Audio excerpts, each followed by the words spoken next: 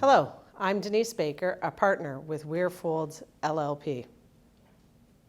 On May 2nd, the Honourable Steve Clark, Minister of Municipal Affairs and Housing, introduced More Homes, More Choice, Ontario Housing Supply Action Plan, and introduced Bill 108, an act to amend various statutes with respect to housing, other development, and various other matters. Build and the OHBA have produced a series of short videos to help the industry understand the impacts of the proposed changes on the market, practices, and businesses. This video will focus on the impacts of Bill 108 to development charges, parkland dedication, and community benefit charges, otherwise known as CBCs. Let's start with changes to the Development Charges Act. The key objective of the government in introducing proposed changes to the Development Charges Act is to make housing more affordable and provide more certainty about some of the costs associated with building housing in Ontario. In terms of eligible services, the proposed repeal and replacement of subsection 2 sub 4 has turned the Act on its head by specifically enumerating the services for which a development charge can be imposed, as opposed to the current regime that identifies through regulation those services for which a development charge cannot be imposed, and if not expressly stated, then a development charge can be imposed for the service. The proposed subsection 2 sub 4 excludes what are traditionally known as soft services, such as recreation, library, paramedics, and general government, as they have not been identified under subsection 2 sub 4, and therefore, unless otherwise prescribed by regulation, will no longer be subject to development charges. However, this is where the interplay with the new proposed Section 37 of the Planning Act comes into effect, because it is likely that a number of these services will be eligible to be included in the new community benefit charge bylaw contemplated under Section 37 of the Planning Act. Proposed changes will also impact when a development charge is payable. Bill 108 introduces the ability for a landowner to defer the payment of development charges for rental housing development, institutional development, industrial development, commercial development, and non-profit housing development until the earlier of the date of the issuance of a permit under the Building Code Act authorizing occupation of the building and the date where the building is first occupied if no occupancy permit is required. The charge would then be payable in 6 equal annual installments from that date forward with interest. A related amendment is made to Section 52 of the Act, applicable to the foregoing types of development, which provides that the obligations for payment by a non-party of development charges pursuant to a front-ending agreement are subject to the same rules regarding timing of payment and other obligations in Section 26.1. Another change relates to when a development charge is determined. The new proposed section provides for development charge rates to be frozen at the earlier point in time, such as when an application is made for site plan approval under Section 41 of the Planning Act, or in instances when site plan approval is not required. The date for freezing the rate is the date an application is made for a zoning bylaw amendment. If both zoning and site plan are required, then the relevant date is the latter of the two application dates. In the event that neither of the above applications are required, then the rate payable is determined as it is today as of the date of building permit issuance. These sections apply only to applications made after Bill 108 is enacted. In an effort to encourage the development of additional units in existing structures, new provisions are introduced which would exempt development charges for additional units in certain prescribed existing residential buildings or ancillary structures to existing or new homes.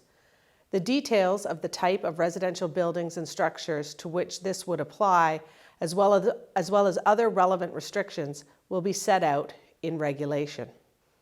The transition is proposed as follows.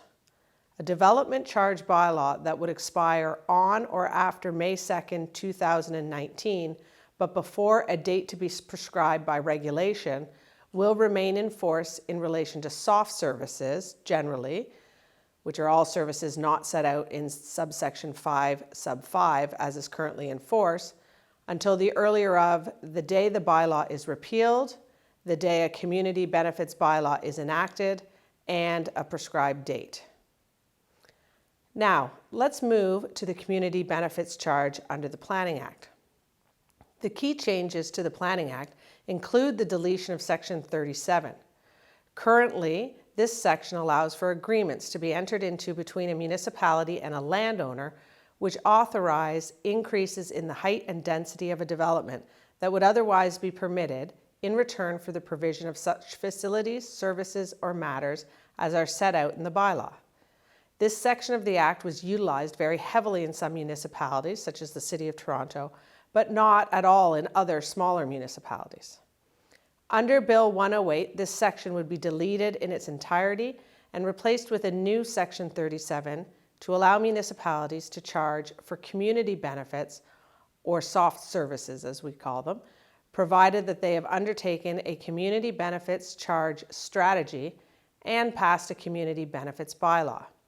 In some instances, this would replace the Parkland dedication provisions and result in a consolidated charge for soft services, including Parkland contributions currently legislated under Sections 42 and 51.1 of the Planning Act.